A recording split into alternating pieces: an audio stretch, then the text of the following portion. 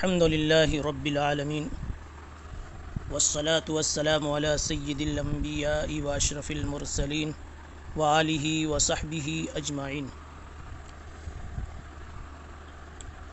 طلباء عزیز، حدیث چل رہی تھی اول ما بدی به رسول اللہ صلی اللہ علیہ وسلم من الوحی الرؤیا الصالحہ والی۔ بات یہاں تک پہنچی تھی کہ نبی پاک صلی اللہ علیہ وسلم کو نبوت سے پہلے اور نزول وحی سے پہلے 6 مہینہ تک اچھے خواب اللہ کی طرف سے دکھلائے گئے تھے، اور یہی خواب نبوت کے لیے مقدمہ ثابت ہوئے۔ ذہنی طور پر آپ کو تیار کیا گیا اور آپ کو حق تعالی شانہ کی طرف مزید متوجہ فرمایا گیا۔ یہی وجہ ہے کہ ایک حدیث میں فرمایا گیا ہے الرؤیا الصالحہ جزء من 46 جزءا من النبوہ، کہ اچھے خواب نبوت کا 46واں حصہ ہوا کرتے ہیں۔ 46واں حصہ اس وجہ سے کہ حضور پاک علیہ الصلاۃ والسلام کی نبوت کی کل مدت، یعنی نبوت پانے کے بعد آپ کی زندگی کی کل مدت 23 سال ہوتی ہے۔ اس دور نبوت کو 23 سالہ دور نبوت کو 6 مہینے پہ آپ تقسیم کریں گے تو ہر سال کی 2 ششماہی بنے گی۔ 23 کو 2 میں ضرب دیں تو 46 ششماہی ہوتی۔ تو ایک ششماہی یعنی 6 مہینہ رسول اللہ صلی اللہ علیہ وسلم کو خواب نظر آئے تو گویا یہ 46 کا 46واں حصہ ہے ایک ششماہی۔ اس اعتبار سے خواب کو نبوت کا 46واں حصہ فرمایا گیا۔ اسی خواب کے تعلق سے حضرت عائشہ رضی اللہ تعالی عنہ نے فرمایا تھا فَكَانَ لَا يَرَى رُؤْيَا إِلَّا جَاءَتْ مِثْلَ فَلَقِ الصُّبْحِ ثُمَّ حُبِّبَ إِلَيْهِ الْخَلَا۔ نبی پاک صلی اللہ علیہ وسلم کے خواب کو حضرت عائشہ نے صبح کی سفیدی اور روشنی کے ساتھ کیوں تشبیہ دی، اس کے نقطے گزشتہ سبق میں آپ کو بتلائے جا چکے ہیں۔ ثم حبب الیہ الخلا، پھر آپ کو تنہائی محبوب کر دی گئی۔ اللہ تعالیٰ ہی کی طرف سے خود یہ نظام کیا گیا کہ آپ کو تنہائی اچھی لگنے لگی، خلوت پسندی آ گئی طبیعت میں۔ اور خلوت یہ بھی مقدمہ ہے آگے کی ترقیات کے لیے۔ حضرت علامہ تھانوی رحمۃ اللہ علیہ نے ایک جگہ فرمایا ہے کہ تخلی یا تحلی کا مقدمہ ہوا کرتی ہے، اس لیے جس انسان کو اللہ تعالیٰ سے اپنا تعلق بڑھانا ہے اسے اپنے آپ کو غیر ضروری جلوتوں سے نکال کر خلوتوں کا اہتمام کرنا چاہیے۔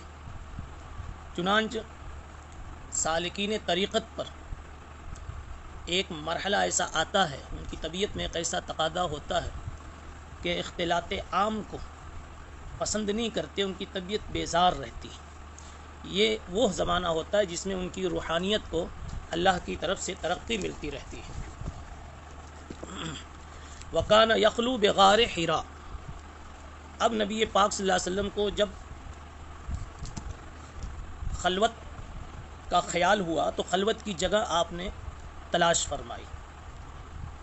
مکے میں کوئی جگہ قریب میں کعبۃ اللہ کے پاس میں ایسی نظر نہیں آئی جہاں کامل خلوت ہو سکے، اور مکے کے گندے شور و شغب سے آپ مکمل محفوظ ہوں، کسی کے ملنے کے امکانات نہ ہوں۔ جستجو کے بعد غار حرا کی جگہ آپ کے انتخاب میں آئی۔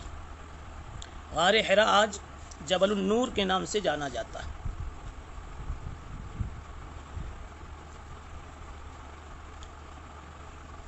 جبل نور یہ ایسی جگہ پر واقع ہے، اور یہ غار حرا اس پہاڑی پر جبل نور پر جو غار حرا کی جگہ ہے، یہ غار حرا اسی جگہ پر واقع ہے کہ وہاں سے کعبۃ اللہ صاف نظر آتا ہے۔ تو آپ اس طرح کعبۃ اللہ سے دور بھی تھے اور کعبۃ اللہ کے سامنے بھی تھے. کعبۃ اللہ کے دیدار اور زیارت کے ساتھ آپ وہاں خلوت فرما رہے تھے. غار حرا کے انتخاب کی وجہ یہی ہوئی کہ غار حرا میں ایک تو مکمل یکسوئی کا یقین تھا، اس لیے کہ یہ ایک پہاڑ کے اوپر یہ غار تھا جبل النور پر، اور وہاں سے بیت اللہ صاف نظر آتا تھا. تو وقت واحد میں دو باتیں حاصل تھیں، ایک تو خلوت اور دوسرے کعبۃ اللہ کی زیارت. اب وہاں آپ خلوت فرماتے اور اس خلوت میں آگے فرمایا فَيَتَحَنَّسُ فِيهِ. تحنس کا کیا معنی ہے؟ تو یہاں جملہ معترضہ جملہ تفسیریہ کے طور پر ہوا تعبد، اس کا معنی بتا دیا گیا ہے. تحنس کا بنیادی معنی تو حنس سے مشتق ہے. حنس کے معنی گناہ کے آتے ہیں. قسم کوئی توڑ دے تو کہتے وہ حانس ہو گیا، یعنی قسم توڑنے کے گناہ میں مبتلا ہو گیا. اس لیے بعض لوگ کہتے ہیں یہ حنس کی سا یہ فا سے بدلی ہوئی ہے، یہ تحنفوں کا لفظ تھا، اس لیے کہ آپ صلی اللہ علیہ وسلم وہاں نیکی کرتے تھے اور دین ابراہیمی پر، دین حنیفی پر عمل کرتے تھے. جو کچھ بھی ابراہیم علیہ السلام کی ملت شریفہ کا بقایا تھا، اسی ملت حنیفی کے بقایا پر آپ وہاں عمل کرتے تھے، اسی کے مطابق عبادت کرتے تھے. اس لیے سا کو ان لوگوں نے فا سے مبدل مانا ہے. لیکن ایک دوسری جماعت یہ کہتی ہے مبدل ماننے کی ضرورت نہیں ہے، اس کے بغیر بھی وہی معنی نکل سکتا ہے. فیتحنسو کو باب تفاعل میں دیکھیے، مجرد میں اس کا معنی تو گناہ اور حنس کے ہیں، لیکن باب تفاعل کی خاصیت ہے خروج من الشیء. جیسے تہجد وجود کے معنی نیند کے آتے ہیں، نیند سے جب دور ہو جاتا ہے انسان اس کو تہجد کہتے ہیں. تو تحنس اے البعد التباعد عن الحنس، گناہ سے دور ہونا، بچنا. فیتحنس فی، کتنا پیارا انطباق ہو رہا ہے کہ پورا مکہ تو گناہوں میں ملوث تھا. مکے کا پورا ماحول اس وقت بت پرستی میں، درندگی میں، عیاشی میں، ہر قسم کے معاصی میں ملوث تھا. فیتحنس، وہاں سے نکل کر، ان تمام گناہوں سے کٹ کر، بچ کر آپ غار حرا میں آ کر قیام فرماتے تھے. تو یہاں آ کر بیٹھنا، ان تمام گندے ماحول سے، گناہوں کے ماحول سے بچ کر آنا بھی ہوا، اور یہ بچنا اور پھر وہاں بیٹھ کر کے کچھ اللہ اللہ کرنا اور اللہ کی یاد کرنا، اللہ کو سوچنا، اللہ کی طرف متوجہ ہونا، یہ سب ساری چیزیں نیکی بھی ہیں اور عبادت بھی ہیں. اس لیے اس کا ترجمہ راوی نے ہوا تعبد سے کر دیا. تو اب سا کو فا سے مبدل ماننے کی ضرورت نہیں ہے. درمیان میں ایک سوال ہوتا تھا لیکن گفتگو میں اس کا جواب آ بھی گیا کہ وہاں پھر کون سی عبادت کرتے تھے. یا تحنفوں کی تقدیر سے بات صاف ہو جاتی ہے کہ دین حنیفی کے مطابق عبادت کرتے تھے. سیدنا ابراہیم علیہ السلام کے مذہب کی اور آپ کی شریعت کی، آپ کے دین کی کچھ بقیہ چیزیں زمانے جاہلیت تک رہی ہیں، رسول اللہ صلی اللہ علیہ وسلم کے دور تک رہی ہیں، بلکہ آج بھی ہیں. شاہ ولی اللہ محدث دہلوی رحمۃ اللہ علیہ نے الفوز الکبیر میں تحریر فرمایا، انہی بقایا ابراہیمیہ کے مطابق آپ اللہ کی عبادت میں مشغول رہتے تھے. اللیالی ذوات العدد، یہ تحنسوں کا ظرف ہے، مفعول ہے یہ. فیتحنس فیہ، کئی راتیں، متعدد راتیں وہاں ٹھہرتے تھے، وہاں عبادت میں لگے رہتے تھے اپنے اہل خانہ کے پاس واپس آنے سے پہلے. قبل ان ینزع الی اہلہ، اہل خانہ کا شوق کرنے، یعنی شوق تو ہوتا تھا لیکن وہاں سے واپس آنے سے پہلے آپ کئی راتیں وہاں ٹھہرے رہتے تھے. یعنی مطلب کہ تقاضا بھی ہو اس کے باوجود بھی آپ وہاں ٹھہرے رہتے تھے، وہاں مقیم رہتے تھے. فیتزود لذلک، پھر آپ جاتے تو اس جگہ کے قیام کے لیے آپ توشہ لے کر جاتے تھے. تزود یتزود تزودن، توشہ لے کر جاتے تھے. اس سے یہ بات سمجھ میں آئی کہ اسباب کا اختیار کرنا خلاف مزاج نبوت نہیں اور خلاف سنت نہیں، بلکہ ترقی کر کے یہ کہو کہ عین سنت ہے. تو آپ توشہ لے کر جاتے تھے. اور ایک بڑی پیاری اور اچھی بات یہ دکھ رہی ہے کہ آپ جیسے غار حرا جاتے تھے تو توشہ لے کر جاتے تھے، حضرت خدیجہ آپ کا توشہ تیار کر دیتی تھی۔ رسول اللہ صلی اللہ علیہ وسلم کی عادات مبارکہ، آپ کے شؤون، آپ کے احوال حالات اللہ کو اتنے محبوب ہیں کہ آپ نے کہیں ان شؤون کو، ان احوال کو سنن ہدیٰ بنا کر اور کہیں سنن زوائد یعنی عادات بنا کر، لیکن اللہ نے سب باقی رکھا، اس لیے کہ محبوب کی ادائیں باقی رکھی جاتی ہیں۔ محبوب کے در و دیوار تک، اینٹ پتھر تک لوگ باقی رکھتے ہیں، ادائیں بھی باقی رکھی جاتی ہیں۔ آج مدارس میں جب طلبہ اپنے گھروں سے چلتے ہیں تو ان کے گھر کے احباب بھی، گھر والے بھی توشے تیار کر دیتے ہیں۔ وہ اپنے ناشتے کا انتظام اور اپنی دوسری ضروریات کا انتظام کر کے چلتے ہیں، تو گویا فَيَتَزَوَّدُ لِذَلِكَ کی صورت مشاہدہ آج بھی موجود ہے۔ یہ اللہ کی طرف سے محبوبیت کی ایک زبردست مثال ہے۔ فَيَتَزَوَّدُ لِذَلِكَ ثُمَّ يَرْجِعُ إِلَى خَدِیجَہ۔ پھر آپ حضرت خدیجہ کے پاس تشریف لے آتے تھے۔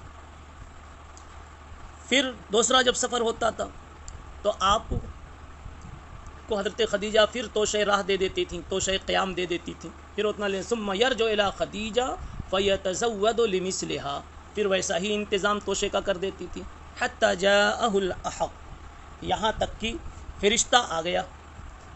وہاں قیام کے زمانے میں فرشتہ آ گیا، یعنی اب نبوت آ گئی، اب آپ کے پاس اللہ کا حکم آ گیا۔ آج جبرائیل امین آ گئے، الحق سے مراد وحی آ گئی، وحی لانے والا فرشتہ آ گیا، نبوت آ گئی۔ علماء نے جستجو کی کہ یہ وحی کی آمد کس تاریخ میں ہوئی، نبوت کس تاریخ میں ملی۔ اس میں ایک بات تو متعین ہے کہ دن پیر کا تھا، البتہ مہینہ اور تاریخ میں اختلاف ہے۔ مہینے کے سلسلے میں 3 قول ہیں، ربیع الاول، رجب، رمضان۔ پھر ربیع الاول کے بارے میں 2 قول کہ یکم ربیع الاول یا 8 ربیع الاول کو یہ قضیہ پیش آیا۔ رجب میں 27ویں رجب کا قول ہے، اور تیسرا قول یہ ہے کہ جبریل کی آمد رمضان میں ہوئی، اس میں بھی 3 قول ہے، 7، 17 اور 24۔ الغرض پیر کے دن، اور راجح قول کے مطابق رمضان شریف میں جبریل امین تشریف لاتے ہیں، آپ پر وحی کا القاء فرماتے ہیں اور آپ کو نبوت نصیب ہوتی ہے، آپ نبوت سے سرفراز کیے جاتے ہیں۔ حتی جاءہ الحق، الحق سے تعبیر کرنے میں ایک بڑا نقطہ ہے، بڑی ضرورت کی بات اور ضرورت کی تعبیر پیش کی گئی۔ الحق اس جگہ بولا جاتا ہے جہاں یہ بتانا ہوتا ہے کہ بس یہی بات ہے، اس کے علاوہ کچھ نہیں ہے۔ یعنی اگر کوئی وسوسہ، کوئی خیال، کوئی بات آ رہی ہو کسی کے ذہن میں کہ کیا یہ میرے ساتھ جو ہوا یہ ہوا بھی ہے کچھ، کہ میں خواب دیکھ رہا ہوں، مجھے وہم ہو رہا ہے، مجھے ایسی جنون سا ہو رہا ہے، تو اس کا ازالہ اس میں کیا گیا جاءہ الحق، کہ جبرائیل جو آئے تھے تو واقعی آئے تھے، وحی آئی اللہ کی طرف سے تو واقعی آئی، نبوت ملی تو واقعی ملی، یہ کوئی آپ کا خیال یا کوئی افسانہ جیسی کوئی بات نہیں تھی، کوئی آپ کی سوچوں کا کوئی رزلٹ، کوئی نتیجہ نہیں تھا یہ۔ حتی جاءہ الحق وہو فی غار حراء، جس وقت آپ کے پاس فرشتہ آیا تو اس وقت آپ غار حراء میں، یہ فرشتہ کس صورت میں آیا تھا؟ روایات سے معلوم ہوتا ہے کہ ویسے اس میں 2 قول ہے، ایک قول یہ ہے کہ جبرائیل امین اپنی شکل میں نہیں، اپنی اصلی شکل میں آئے تھے، دوسرا قول یہ ہے کہ انسانی شکل میں آئے تھے، اور تیسرا قول یہ ہے کہ نہ تو مکمل اپنی شکل میں تھے، نہ ہی مکمل انسانی شکل میں، بلکہ بین شکل تھی، یعنی کچھ انسانی شکل بھی تھی اور جبریل کے پر بھی تھے۔ تو آپ صلی اللہ علیہ وسلم نے چونکہ پہلے جبریل کو بے شمار پر کے ساتھ اصلی صورت میں دیکھا تھا، جو بہت چھائی ہوئی تھی، وہ صورت آج نہیں تھی، بلکہ اس درجہ تھی جو غار کے اندر سما سکے۔ اس حالت میں آئے اور آ کر کے کہا اقرا، تو بہرحال جبرائیل امین اس شکل میں آئے تھے کہ کچھ جبرائیلی شکل تھی، کچھ انسانی شکل تھی، اسی لیے 3 قول ہو گئے۔ کچھ کا لحاظ کیا تو ایک قول یہ ہوا کہ انسانی شکل، ایک قول یہ جبرائیلی شکل، اور ایک یہ ہے کہ بین کچھ والی شکل تھی۔ اب آتے ہی جبریل علیہ الصلوۃ والسلام نے کہا پڑھیے، اقرا، پڑھیے، ایک چھوٹا سا سوال ہوتا ہے طالب علمانہ، اور چونکہ طلبہ ہی سے گفتگو ہو رہی ہے کہ جبریل آ کے کہتے ہیں پڑھیے آپ، حضور پاک صلی اللہ علیہ وسلم کہتے ہیں ما انا بقاری، ما انا بقاری کو بھی بعد میں سمجھے. پہلے یہ کہ جب جبرائیل نے آتے ہی پڑھنے کا مکلف بنایا، جبکہ حضور پاک صلی اللہ علیہ وسلم پڑھے ہوئے نہیں تھے، تو یہ تو تکلیف مالا یطاق ہے. ایسی چیز کا مکلف کرنا جو مخاطب کے بس میں نہیں ہے، شریعت کا یہ مزاج نہیں ہے. اس کا جواب یہ ہے کہ امر کی دو قسمیں، یا ایک امر تکلیفی ہوتا ہے جس کو لے کر سائل نے سوال کیا، یعنی کسی کام کا مکلف بنانے کے لیے، ذمہ داری سونپنے کے لیے کوئی امر کا صیغہ استعمال کیا جائے، اور ایک امر تلقینی ہوتا ہے. تلقینی کا مطلب یہ ہوتا ہے کہ آپ پڑھیے، میں پڑھاتا جاؤں اور آپ پڑھیے. یہ نہیں کہ آپ پڑھے ہوئے ہیں میرے کہنے سے پڑھیے، میں پڑھاتا جاؤں، سکھاتا جاؤں، بتاتا جاؤں کہ کیسے پڑھنا، پھر آپ پڑھیے. اور اس کو تکلیف مالا یطاق نہیں کہتے. جب پڑھانے والا، سکھانے والا سکھا رہا ہے، پھر پڑھنے کا مکلف بنا رہا ہے، تو تکلیف مالا یطاق نہیں بلکہ تکلیف ما یطاق ہے. یہ تو اب جو چیز بس میں ہو گئی وہ پڑھنے کو کہی، اس کے پڑھنے کو کہا جا رہا ہے. تو یہ امر تلقینی ہے، نہ کہ امر تکلیفی. بقیہ انشاءاللہ اگلی مجلس میں. سبحان اللہ بحمدہ، سبحان اللہ العظیم.